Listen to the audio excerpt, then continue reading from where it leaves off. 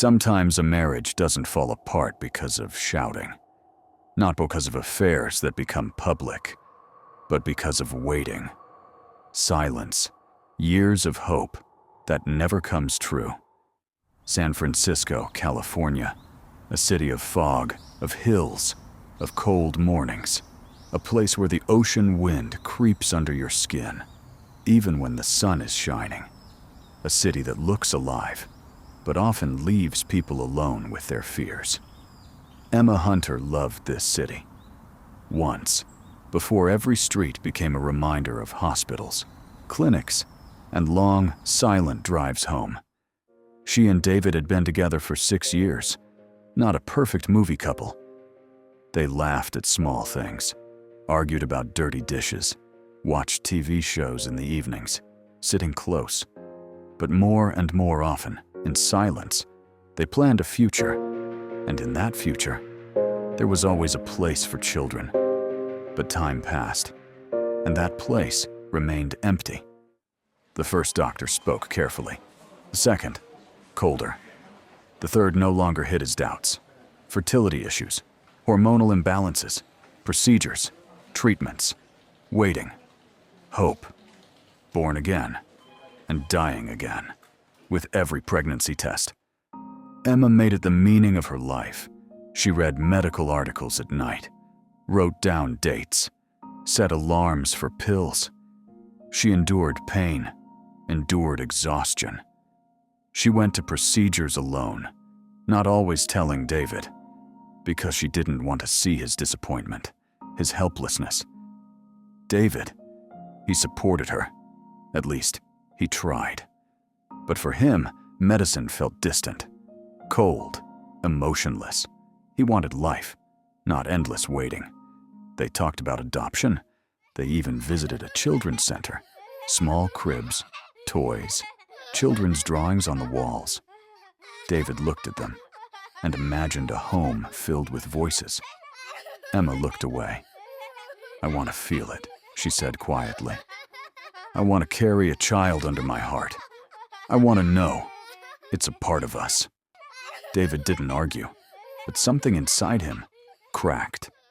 Over the years, distance grew between them, not suddenly, slowly, almost unnoticed. He stayed late at work. She stayed late at clinics. Conversations grew shorter, touches rarer. And then another woman appeared, not like thunder, not like passion, like silence. Someone who didn't wait, didn't count days. Someone who looked at David and saw not a problem, but a man. He hid the affair, told himself it was temporary, that he still loved Emma. But every time, he came home more empty than before. He was afraid of losing his wife, afraid to admit, even to himself, that he was betraying not only her, but himself. And then, a miracle happened. A pregnancy test in the bathroom, shaking hands, 2 lines. Emma sat on the floor and cried, not immediately from joy. First, from fear, because happiness now felt fragile, dangerous. She didn't tell David. She saw his distance. She felt he was hiding something. She wanted to be sure, wanted to wait. She wanted to make it a gift. For his birthday. A moment that would fix everything. She didn't have time. That evening, David was driving home. Rain poured like a wall. Fog settled over the road. Headlights pulled from the darkness. Only a few meters of asphalt. His phone vibrated. A message. He looked at the screen for just 1 second. 1 second was enough. The car skidded. Brakes. Impact. Metal crumpled. Like paper. Silence. Then, sirens. The call came late at night. An unfamiliar number. A cold voice. "Your husband has been in a serious car accident. He is in critical condition."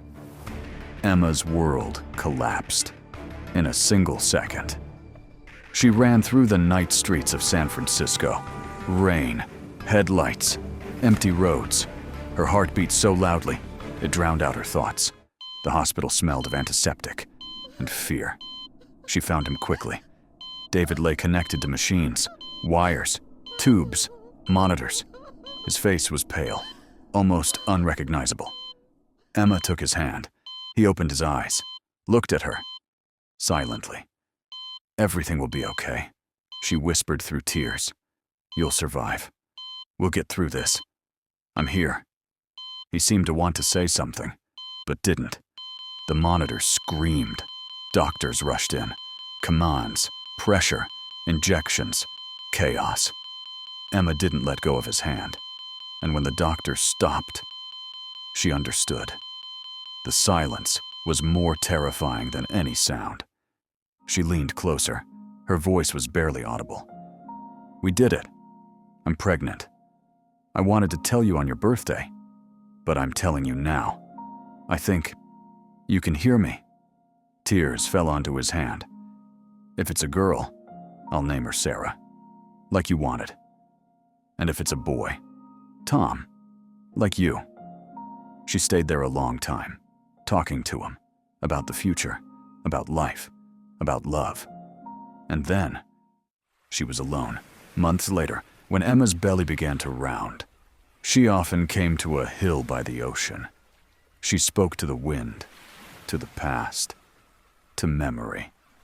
She knew one thing: life goes on, even when someone didn't have time to hear the most important words.